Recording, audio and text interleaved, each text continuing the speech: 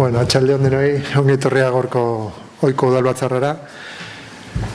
Bueno, esan dugun bezala, bai Erme, bai Konsuelo eta bai Xabier ez datozte, orduan, bueno, esan dute ez dezetorrela, orduan, pues, quedan excusados. Azten geha udalbatzakin eta azten geha lehendabizi puntuakin ondoretzen bazaizue. Lehendabizi puntuan beti bezala azkeneko aktak onartzea. Ez dakit zerbait ikusi dezue zerbait aldatzeko aktan, euken? Ez, zuek ez da, orduan ontzat ematen ditugu.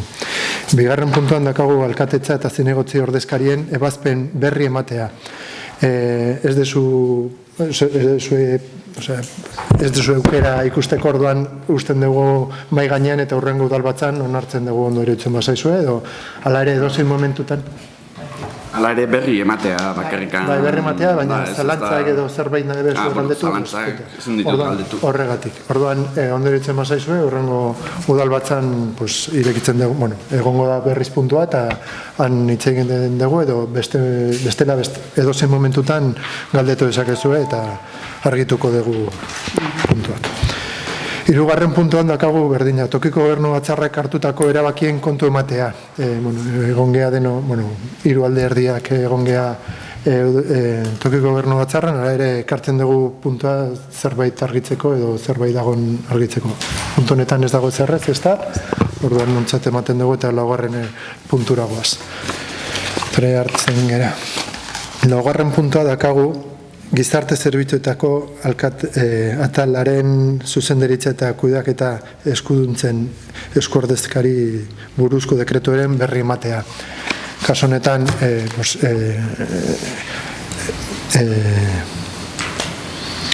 barkatu, bai, Konsuelori eman diogu, la representación o los poderes, eskuduntza, bai, sentitzen dut. Eskuduntzak eta, bueno, da berri ematea, azkenean, bai, gizarte zerbituetako dekretuak eta dena bera sinatuko ditu eta hori da berri ematea. Ez dakit, zerbait puntu honetan, ez guk ez da orduan bozkatu behar dugu. Bozkatu ez, informatiboa da, berri ematea da, bai, barkatu. Bale, bosgarren puntura goaz, bosgarren puntuan dakagu, bosgarren eta zigarren puntua dakagu, bueno, gai berdina da, bat bosgarrena da langileentzako eta zigarrena kaso honetan arduraldi esklusiboa edo partziala daukagunak. Eta, bueno, azalpena berdina da. Azalduko dut bosgarren puntuan eta gero nahi duzue puntuz joaten geha jorratzen, baina azalpena berdina da. 2022ko KPI-aren eta 2023ko iraieko KPI aurreratuaren batura 2022ko eta 2023ko ordainsaria egoera finkoen batuaren 6% ganditzen du. Orduan, hartzen da erabakia igotzeko 0,5% gehiago ordainsaria. Publikatu da estatuko aldizkari ofizialean, Eusko Jaurlaritza bozkatu du ere eta horrela erabaki du, eta guk orain osartzen dugu erabaki hori. Ondo iruditzen bazaizu, azten geha bosgarren puntua esan dugun bezala zerbitzua dauden langileen ordainsarien egoera gehigarria da, orduan puntu honetan EH Bildu euken zerbait esateko, ez guk, ez da, orduan boskatzen dugu, orduan ez bazaizu inporta idoia. Udalbatzari proposatzen zaio... Barkatu idoia. Barkatu. Udalbatzari proposatzen zaio horren bestez ondoreko erabaki hau hartu dezala. Lehenengoa, 2023ko urtarrilaren bateko atzeraginezko efektuekin, Urnetako udalaren zerbitzura ari diren karrerako funtzionario eta bitarteko funtzionarioei bereriazko osagarriaren 0,5%ko igoera gehigarria onartzea 2022ko abenduaren 31an indarrean zeuden kopuruekiko.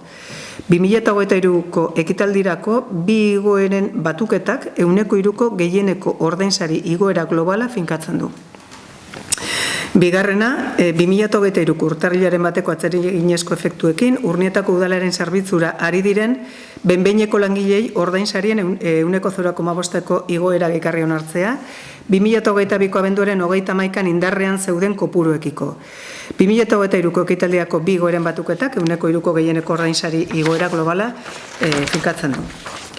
Eta hirugarren erabakia, 2023ko urtarrilean bateko atzeraginezko efektuekin, Urnietako udalaren zerbitzura ari diren lan kontratudun langileen berariazko osagarriaren 0,5% igoera gehigarria onartzea 2022ko abenduaren 31 indarrean zeuden kopuruekiko. 2023ko ekitaldirako bi igoeren batuketak 3% gehieneko ordainsari igoera globala finkatzen du. Eta laugarrena hartutako ebazpena Gipuzkoako aldizkari ofizialean argitaratzea. Oso hori da bozkatzen duguna. Aldeko bozkak, hau batez, eskerrik asko, eta pasatzen gara zeigarrenera. Zeigarrenean berdina esan dugu bezala, kasu honetan, Urnietako udalaren zerbitzua dauden arduraldi esklusiboa edo partziala duten korporazioko kideei ordainsarien igoera gehigarria. Zerbait esateko puntu honetan, Euken?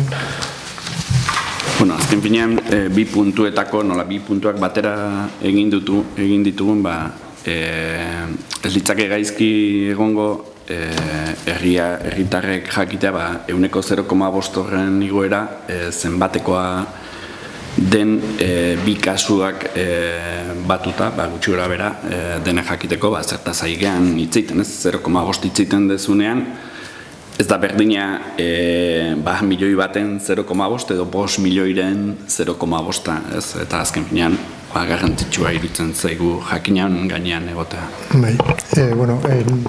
Goizean horrela zifra zehatza ez ditezan, baina Aitziberrek esan du, akuntortzea esan du, 20.000 barkatu.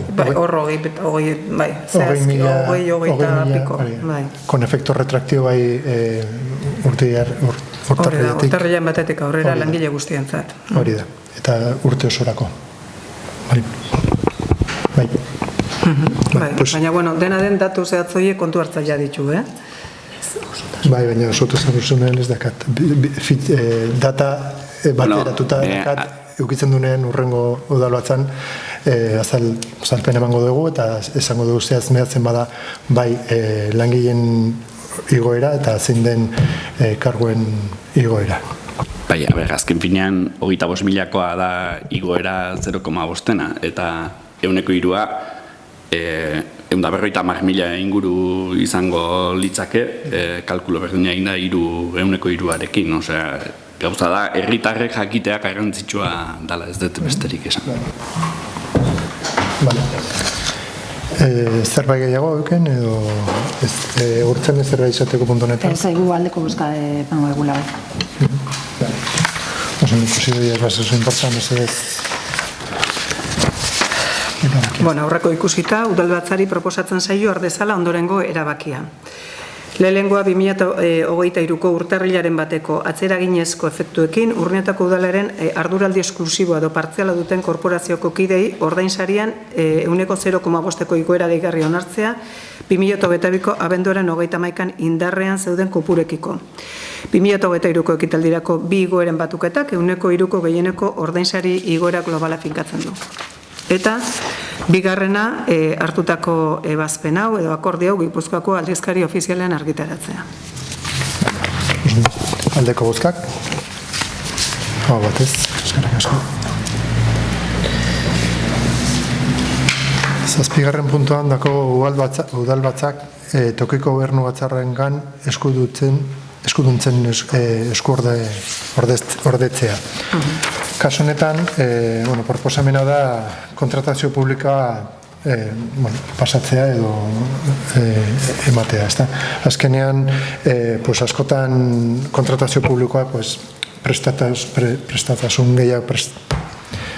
prestatasun gehiago behar dute, orduan udalbatza hilabetean behin dago eta tokiko gobernu batzarra 15 egunez ditugu. Orduan horregatik planteatzen da ekartzea edo eramatea tokiko gobernu batzarrara eskumeden hori.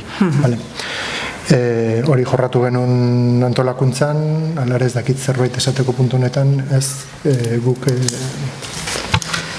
Ez, hori, azkenean kontratazio prozesuak eta espedienteak eta arintzeko erabaki ona dela iruditzen zaigu, eta, normalean ere hola egiten da, ez? Eta, aldeko bozka izango dugula. Bai, esatea, kanpoan gelditzen dira, bai, eskurdetze honengatik salbuespen dira kontratazio espedienteak onartzea eta gastu baimentzeko ahalmena. Bai, orduan, hori. Vale, pues esa es importa Idoia. Erabaki osoko bilkurari proposatzen zaio ardezala ondorengo erabakia. Lehenengoa, tokiko gobernu batzarrarengan eskuordetzea udalbatzaren ondorengo eskuduntza, kontratazio publikoa. Erabiltzea kontratuei buruzko legeriaren arabera, udalbatzaren eskuduntzakoak diren kontratuekiko legeri horrek kontratazio organoari esleitzen dizkion eginkizun guztiak. Beti ere, toki araubideren oinarrek arautzen dituen legearen 47.2 artikuluek kalterik egin gabe. Eskuordetze honetatik salbuesten dira kontratazio espedienteak onartzea eta gastua baimentzeko ahalmena. Bigarrena, erabaki hau Gipuzkoako aldizkari ofizialen argitaratzea eta hirugarrena erabaki honek eragina izango du erabaki hartu eta hurrengo egunetik aurrera. Aldeko bozkak. Hau batez ere, eskerrik asko. 8. puntuan dakagu euskararen normalizazioaren aldeko adierazpen, kasu honetan bai gaitzarrenan jartzen du adierazpen instituzionala, baina SOEk ez dago, BPS ez dago eta hasieren ez daude ados, orduan mozioa bezala aurkezten dugu. Orduan, euskararen normalizazioaren aldeko mozioa oldarrearen aurrean euskararekin bat, euskaraz bat. Mozioa, kasu honetan mozioa irakurriko dut eta gero bakoitzaren posizioa azaltzen dugu ondoritzen bazaizuen. Aste honetan jakin berri dugu EAeko Justizia Auzitegi Nagusiak baliogabetu egin dituela Eusko Jaurlaritzaren 179/2019 dekretuaren hainbat artikulu. Hizkuntza ofizialen erabilera arautzen du dekretuak udal legeak garatuta.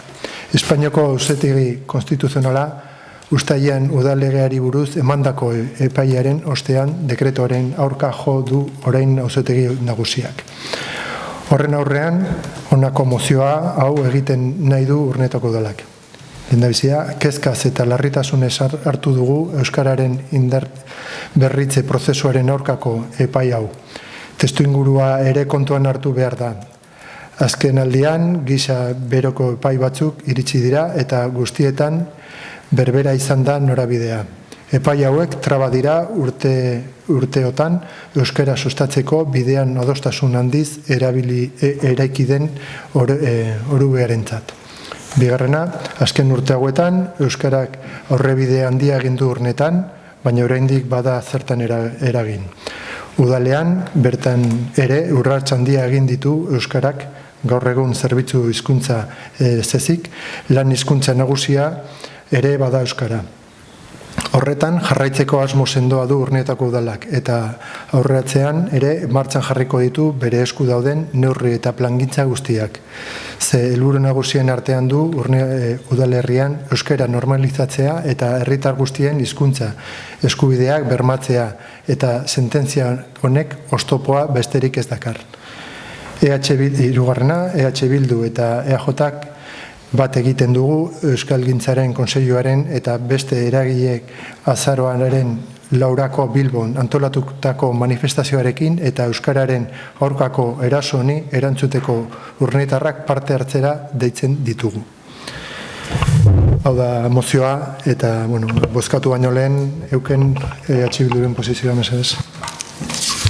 Bai, azken finean idatzi hau EH Bildu eta EAJ-PNV-ren artean erabakitako idatzi bat da, Euskalgintza Kontseiluak deitutako azaroak 4ko manifestaldira, arratsaldeko 5 Bilbon izango dena, deialdia luzatuz urnietar guziei eta euskararen oldarkeria, aurkako oldarkeria salatzeko deialdia luzatzen diegu denei. Eskerrik asko, agurtzen jotaren jarri. Bai, bueno, ez naiz errepikatuko azken zuk esan dagoen eta eukenek aipatutakoarekin, guztiz bat gatoz eta gu ere hori, parte hartzera ditzen dugu horrentar guztiei. Eskerrik asko agurtzen. Bueno, bozkatzen dugu. Mozioaren aldeko bozkak? Batez, ere? Eskerrik asko. Onartzen da. Eta azken puntuan, 9. puntuan dakagu galdera eta eskariak. Ez dakite bilduz edo galdetzeko edo esateko puntu honetan? Bueno, bai,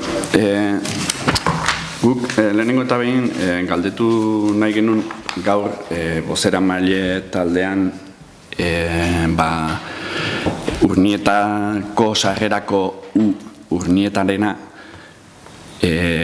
berritu da eta jakin nahiko genuke ea ze koste edukidun hori berritzeak egin duten horiek edo gertakaria gertatu dan horretan jakin dezaten ez zer gertatu da.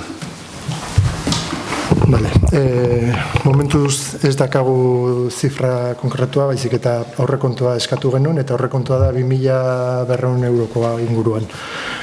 Orain suposatzen dut etorriko dela faktura, eta orduan jakingo dugu zehatz mehatz, baizik eta aparten grafiti batzuk zeuden, eta garbitu berri izan ditugu, eta hori koste bat edukiko du segurazki.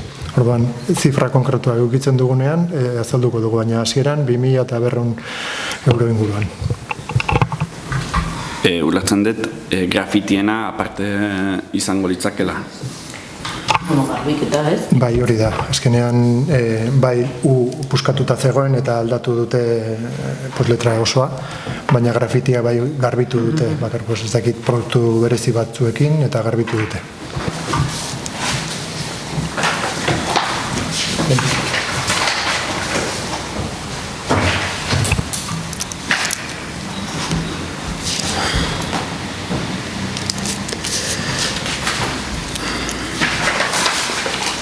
Igual, ideana izango zen igual berritu jatzea.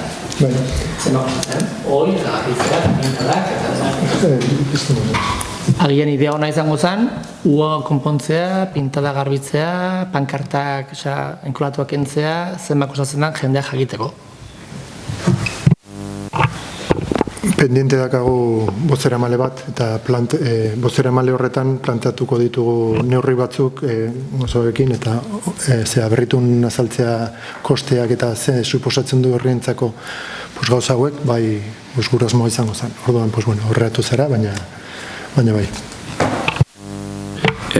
Gero bestalde, onartu berri dugun aktan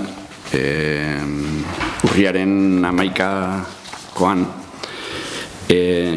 bi galdera bota genitun, bat zen Lasarteko presupuestoaren, Lasarteko bidea egiteko presupuestoaren gainean 500.000 euro zuzenduak zeuden presupuesto horretara, eta eraberean, erantzunaren arabera, irakurri nezakela, aktatik, esaten du, une honetan gaia, galdera zan Lasarteko bidearen atzerapena zenbatekoa izango den, eta une honetan gaia lantzen ari da eremuko jabeekin. Urte hasieran aurreikusten genuen posible zela, udalak zerbait aurreratu behar izana, baina aurten ez du denborarik emango, obra hasteko, ez bai da eremua garatu, ez proiekturik egin.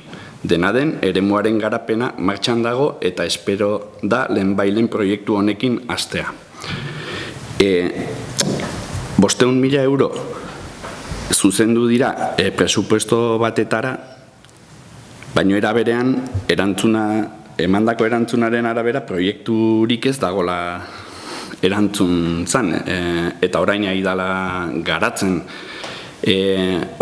Partida hortatikan, 272.000 euro zuzendu dia, eta hor egin genuen beste galdera, izan zan, ze irizpide erabilidan banaketa hori egiteko, nun zuzendu diran 20.000 euro San Migueletako jaietara. Beste 20.000 euro beste jaietara. 30.000 euro egapeko urbanizaziora. Beste 20.000 gazteen aixian instalazioetara, beste 100.000 kirol instalazioetara. Udal reformetako instalazioetara 35.000. Eta Etxeberri auzo elkartearena 3.000 euro. Galdera zen, ea ze irizpide eman zen banaketa hori egiteko. Gure ustez, erantzun gabe gelditu zen, porque erantzuna irakurri dezaket zein izan zen. Bai, kopuruak aurrekontu batetik ateratzen dira. Ez dakit, zerbait gehiago azaltzerik baldin badago, eskertuko genuke. Nik uste dut galdera hau batzordean jorratu behar dugula, baina esango izu berriz, partida hori ez dugu erabiliko aurten. Orduan, erabilik gabe geldituko da. Orduan, diru hori erabiltzen dugu beste partida, zuk irakurritu duzun partidak egiteko edo betetzeko.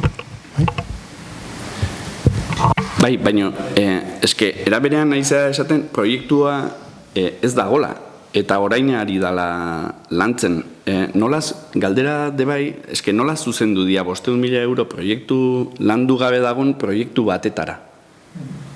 Bai, hori da galdera, ze herritar askok aurkeztu behar dutenean, astentsore bat egiteko, edo edozer lanketa egiteko, teilatua o fatxada, beraien presupuestoak eta gauza guziak ekarri behar dituzte. Orduan, pixkat ulergaitza egiten zaigu, 500.000ko aurrekontu bat egotea, nun proiektuaren azalpenik ez dagoela erantzuten dan, ez? Orduan, o gaizki ulertu bat da, edo ez dakit. Ez. Urte hasieran prebizio bat zegoen. Prebizio horak ez dira betetzen. Orduan, horregatik ez dugu erabiliko diru hori edo partida hori. Horregatik ez dugu erabiliko eta orduan dirua bideratzen da beste partidetara. Urte hasieran aurrekontu bat, aurrekontu ez, proiektu bat ez zegoen. Prebizio bat zegoen, horregatik jarri genuen zifra hori, 5.000. Eta gainera ez du iristen zenbaki horrekin. Baina prebizio bat zegoen, prebizio ez da bete, orduan horregatik ez dugu erabiliko. Ez dakit erantzun dizulala ez. Eta proiektuan eremuko plan partziala eta odena eta PAU eta odena hori partikularrak egiten dira. Horregatik udala ez du jarri behar dirua. Bidearena zan aurreatzeko gastu bat edo proiektu bat. Ez dakit erantzun dizulala ez.